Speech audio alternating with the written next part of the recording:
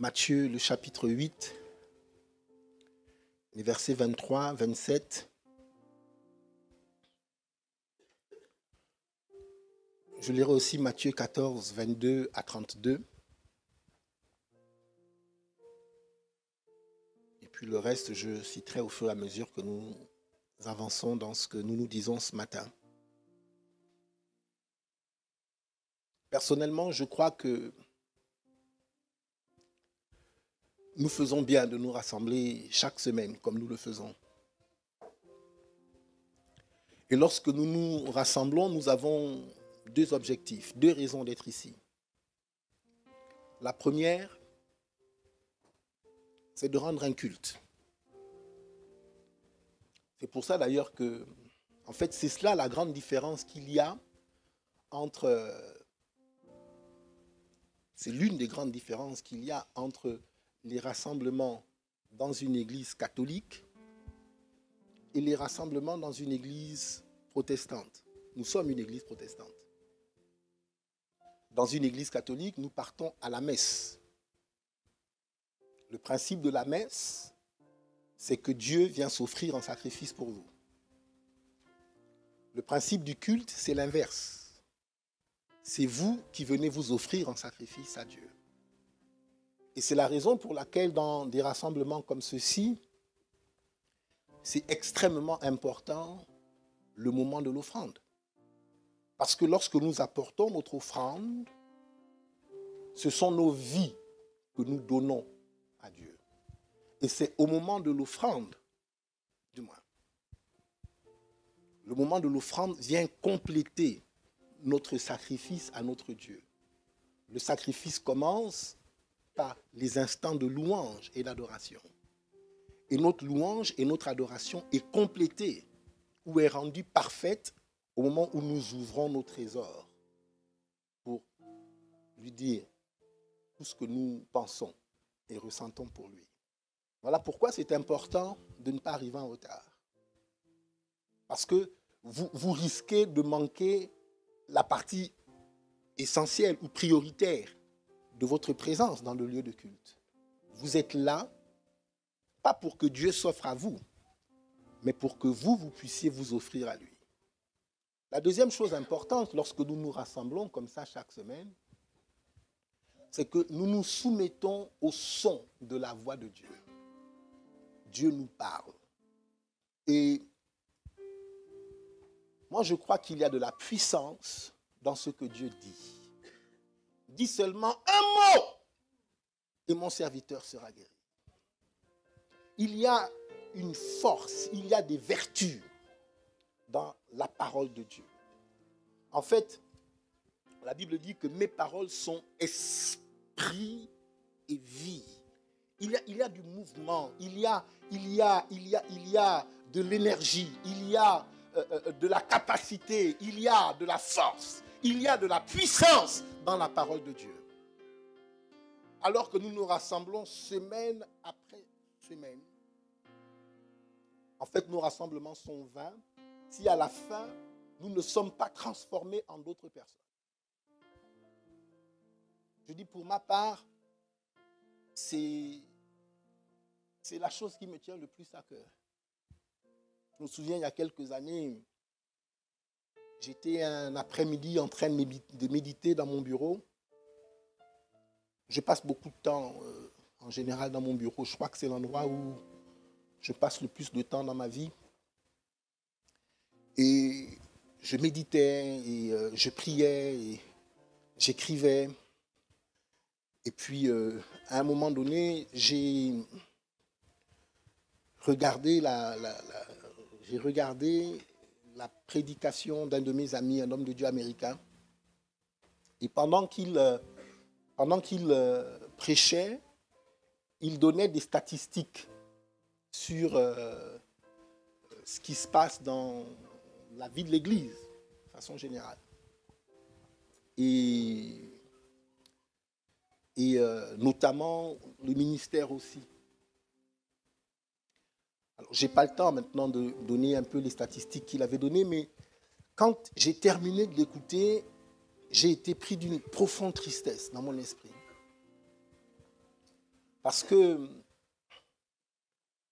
les choses qu'il avait dites, les statistiques, en fait, les informations que j'avais entendues, m'ont amené à me poser des questions sur la validité de ce que nous faisons. Parce que je crois que venir à l'église ou ne pas venir à l'église doit faire une différence. Ouais. Je vais dire ça différemment. Si vous venez à l'église, il y a quelque chose qui doit se passer pour vous, qui fait que votre présence à l'église n'est pas égale à votre absence. En fait, vous devez être en mesure de dire, c'est parce que j'ai assisté à ce culte que ma vie a changé. Ou que je ne suis plus exactement la même personne.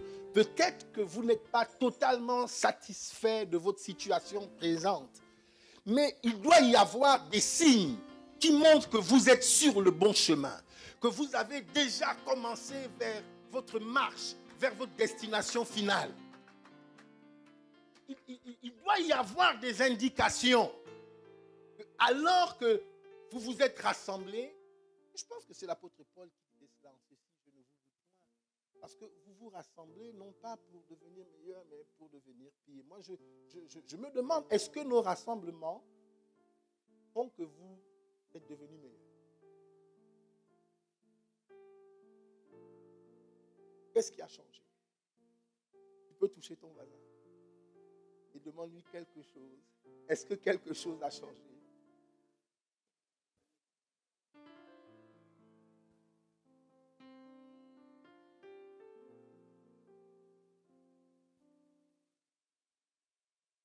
Bref. Ce matin, je veux essayer de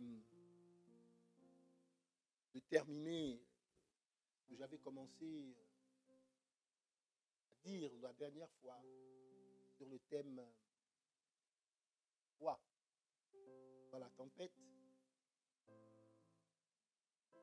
Il monta dans la barque et ses disciples le suivirent. Et voici, il s'éleva sur la mer une si grande tempête que la barque était couverte par les flots. Et lui, il dormait. Ses disciples s'étant approchés le réveillèrent et dirent, Seigneur, sauve-nous, nous périssons. Il leur dit, pourquoi avez-vous peur, gens de peu de foi?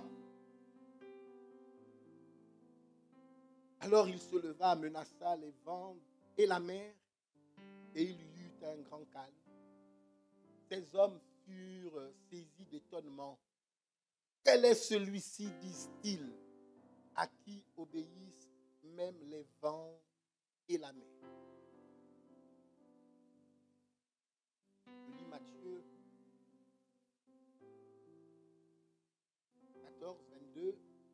Aussitôt après, il obligea les disciples à monter dans la barque et à passer avant lui de l'autre côté, pendant qu'il renverrait la foule.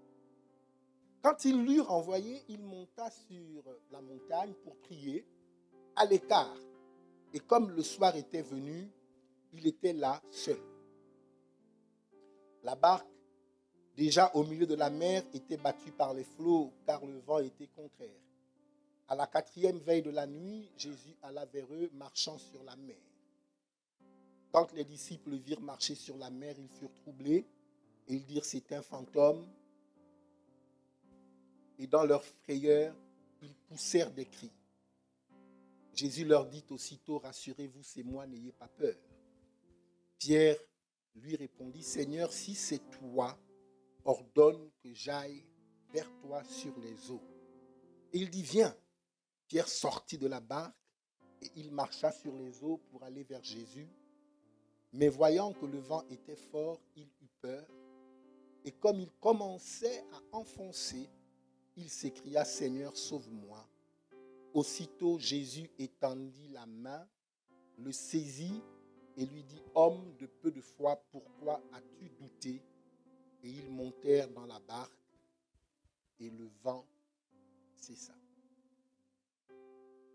Vous savez, ces histoires sont intéressantes et il y a au moins un point commun. C'est que la décision de traverser pour aller de l'autre bord n'était pas la décision des disciples. C'est Jésus qui dit, il faut que nous allions de l'autre bord. Et donc, quand les disciples embarquent, ils sont sous une instruction divine. Vous savez au sujet de Jésus que la Bible dit qu'en lui habitait corporellement la plénitude de la divinité. Et donc, à chaque fois que vous lisez le texte saint, si vous êtes chrétien, quand vous voyez le mot Jésus, vous pouvez aussi dire Dieu. Amen. En fait, j'allais vous dire ça autrement. Si vous croyez en Jésus, mais que vous ne savez pas qu'il est Dieu, c'est que vous n'êtes pas chrétien. Le fondement du christianisme, ce n'est pas seulement que Jésus est le Fils de Dieu, mais c'est qu'il est Dieu lui-même. En fait, une autre façon de vous dire ça, c'est que Jésus est une incarnation. L'incarnation de Dieu. Alléluia. Dieu qui s'est transformé pour prendre une apparence humaine et vivre au milieu des hommes. Alors Dieu a dit aux disciples, allons de l'autre bord. Ce qui m'a surpris, parce que effectivement, ce qui m'avait toujours été enseigné, c'est que lorsque Dieu donne une instruction, alors toutes les choses se passent bien. Et parfois, lorsqu'on est dans des situations difficiles, alors on commence à douter. Et la question que l'on se pose, c'est est-ce que je suis effectivement dans la volonté de Dieu? C'est important que vous sachiez que même sur le chemin de l'obéissance à la voix de Dieu, il y a des difficultés. Il y a des épreuves. La tempête peut se lever, alors même que tu fais exactement ce que Dieu t'a demandé de faire. D'ailleurs, parfois, la tempête est le moyen que Dieu choisit pour nous qualifier.